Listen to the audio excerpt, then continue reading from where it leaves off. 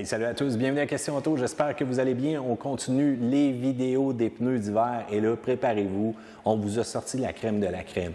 Le pneu avec lequel on ne se trompera pas, mais c'est important quand même de poser quelques questions, Bob, là, pour bien adapter les pneus qu'on va proposer au bon véhicule.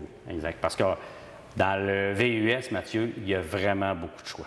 Oui, puis VUS, c'est la catégorie la plus populaire. Fait qu'on commence tout de suite. Je tiens à réitérer, il n'y a pas de mauvais choix dans lequel on vous propose, mais on les a quand même mis dans l'ordre. On commence tout de suite avec le Pirelli. Pirelli qui arrive, écoute, avec des lamelles complètement coupées de tout bord, de tout côté. Mais Pirelli, on a des petits problèmes de disponibilité, là.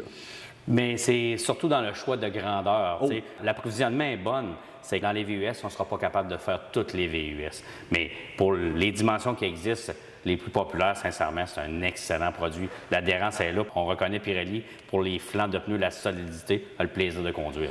J'aime beaucoup celui-là qui est non clouté, beaucoup plus silencieux que la version cloutée. Je dois dire que si vous voulez justement rouler et avoir l'impression d'avoir 4 bearings finis, prudence avec celui-ci. Exact. On y va avec le Hankook. Le Hankook, on a parlé, Bob, dans la chronique des nouveautés. Hankook qui arrivait en force, qui attaquait quand même avec un nouveau produit. Bien, donc il fait notre top parce qu'on arrive avec un nouveau design, nouvelle gomme, nouvelle technologie. Puis Hankook n'a jamais été mauvais non plus dans les pneus qu'ils nous ont proposés, mais on a une lenteur au niveau de la rapidité de nos changements de produits. Oui, le produit datait de 8 à 9 ans.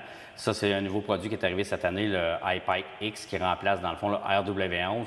Ils ont toujours conservé le RW11 pour faire la camionnette commerciale. Oui. Puis dans l'automobile aussi, il y a le même dessin de semelle, c'est juste qu'ils l'ont baptisé avec un autre nom, puis le remplaçant du 419. Puis justement, tu l'as dit, camionnette commerciale, ça performe bien, ce pneu-là. Sérieux, là, avec un petit set de crampons, on est capable d'aller très loin. Oui, avec. Il couvre beaucoup de dimensions pour différents types de véhicules. Parfait.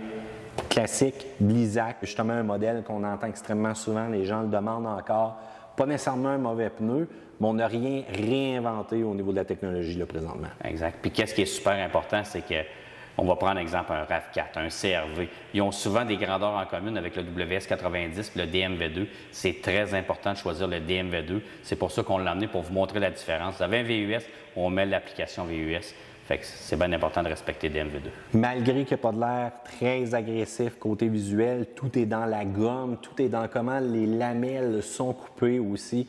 On a une performance sur la glace qui est quand même assez impressionnante, malgré qu'il n'est pas clouté. Donc, véhicule sport utilitaire, stationnement, souterrain, condo, ciment, béton, il n'y a pas de problématique avec ça. Oui, puis la douceur de roulement est vraiment là. Ils font beaucoup de grandeur. Puis, comme tu expliquais au visuel, ça fonctionne, le type de traction qu'il y a après ce pneu-là. Parfait. Pour les autres pneus, on y va avec la gamme Nokian Norman qui fait énormément jaser. Des fois, j'entends beaucoup de gens dire « Ouais, j'ai pas tout à fait le budget là, pour un AK10 qui est exceptionnel ». Nokian a bien travaillé leur stratégie. On arrive avec un peu nos anciennes technologies, mais à meilleur prix. Malgré que le dessin semble vieillir un peu, on conserve quand même une excellente efficacité avec le Norman 7. Oui, le Norman 7 SUV, Norman 7 standard pour faire l'automobile. Ici, on a emmené le VUS. Il y a quand même beaucoup de dimensions. Il y a la garantie à hors de route. Le prix est là. Dans le fond, c'est la technologie Nokian, mais des générations plus vieilles un petit peu. On comprend pourquoi ils sont capables de faire un meilleur prix sur celui-ci quand même. On peut clouter, on peut voir aussi qu'il y a un tracé qui est extrêmement agressif. Encore une fois, on ne se trompe pas, malgré que ça ne sonne pas à Capelita. Non, exact. Puis, qu'est-ce qui est super le fun dans un contexte comme aujourd'hui? C'est un fabricant qui fournit super bien. Il y a de la disponibilité, il y a des stocks. Fait que quand il arrive de quoi, on est capable de se dépanner beaucoup avec ce produit-là. Parfait, Bob. On y va avec le Toyo. Le Toyo qui offre quand même une excellente technologie aussi, encore une fois. D'ailleurs, allez voir le vidéo qu'on a fait de l'essai de ces pneus-là. Moi, ce qui m'a surpris, c'est la rapidité avec laquelle on était capable de prendre des virages glacés sans crampons, mais avec une technologie qui est quand même le fun là, pour ce GSI 6-là. Exact. Puis la grosse amélioration de ce produit-là, c'est la tenue de route. Tu sais, les gens trouvaient que c'était plus mou un petit peu l'ancienne génération. Le nouveau GSI 6, sincèrement, le comportement, ça répond, ça freine, ça l'accélère. T'sais, la seule lacune présentement, c'est la dispo du produit à cause du contexte économique présentement. On a de la misère à avoir les produits. Ça, c'est un peu dommage parce qu'on avait travaillé notre disponibilité pour les camionnettes, pour les berlines, voire même pour les véhicules sport utilitaires avec différentes appellations de GSI 6, mais qui conservent quand même le même look. Oui. Mais je vous le dis, là, si vous êtes capable de mettre la main là-dessus, c'est quand même un excellent performant, mais on l'a juste tout simplement baissé un petit peu dans nos tops à cause de la disponibilité. Exact. Qu'est-ce qui est le fun de ce fabricant-là? C'est qu'ils font beaucoup de grandeur. C'est juste de valeur qu'ils ne sont pas capables de fournir à la demande. On y va avec un qui se retrouve quand même assez haut dans nos choix, malgré sa vieille technologie. Et je dois dire que le Yokohama, là, il y a des gens qui roulent des véhicules sport utilitaires, des Subaru Forester. Subaru qui, encore une fois, aussi est bien impliqué avec Yokohama pour ses pneus. Oui. Et je dois dire que c'est le match parfait. Là. Ça va bien, là, celui-là. Là. Oui, douceur de roulement, la disponibilité du produit est là. Sincèrement, là, c'est un de mes coups de cœur dans le, si on pourrait dire, dans le tiers 2, dans les produits intermédiaires. Si tu veux en avoir pour ton argent, sincèrement, c'est un excellent produit. Puis je dois avouer là, que même si ça fait plusieurs années, sérieusement, il a bien vieilli. Oui. On n'a pas nécessairement d'évolution qui est prévue pour bientôt, mais je dois dire qu'il y a encore beaucoup de gens qui sont fans de celui-ci. Douceur de roulement, puis encore une fois, le côté glace qui devient assez facilement franchissable avec un Yokohama comme ça. Même qu'il est capable de faire le barbe à certains pneus très technologiques. Pour notre top 2, Bob, là, je te dis tout de suite, on est dans les ligues majeures, puis sérieusement, c'est vraiment un match là, qui est impressionnant.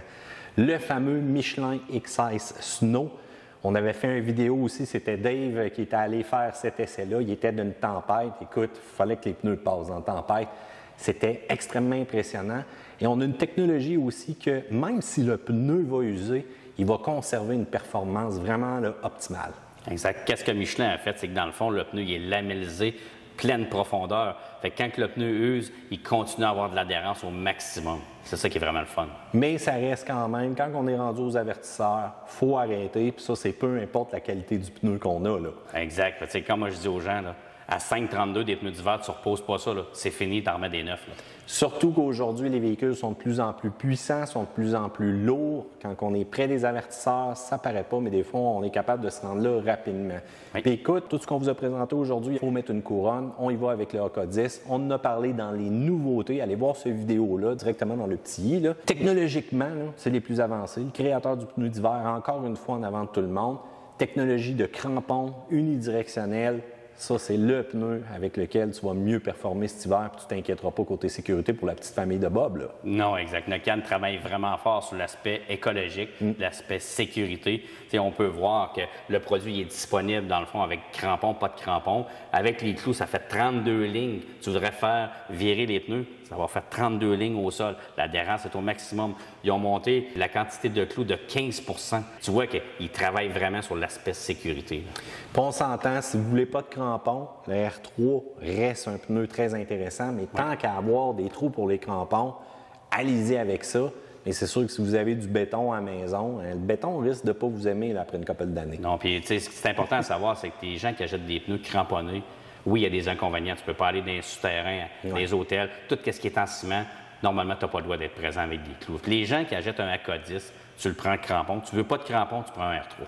Puis, en même temps, la technologie des crampons s'est tellement améliorée que le freinage aussi sur sec, le freinage sur une chaussée standard, c'est plus du tout ce que c'était par rapport au passé. Avant, on parlait là, de dizaines et de vingtaines de pieds de différence. À cette heure, c'est vraiment minime. Là. Exact. Puis, tu sais, on voit qu'ils ont travaillé sur la technologie des clous. On a la bande centrale qui utilise un type de clou. L'extérieur utilise un autre type de clou. Ils ont tourné des clous quand les roues sont tournées pour avoir un maximum d'adhérence. Sincèrement, là, c'est magique. Là. La technologie leader Nokian, Bob de Stocks, merci. Très apprécié. La gang, si vous avez des questions sur les pneus d'hiver, moi puis Bob, on est là pour y répondre directement dans la section ci-dessous. Abonnez-vous à Question Auto, faites des pouces en l'air, puis surtout là, cet hiver, faites le bon choix. Tout ce que vous avez vu là, c'est ça à coche. Salut!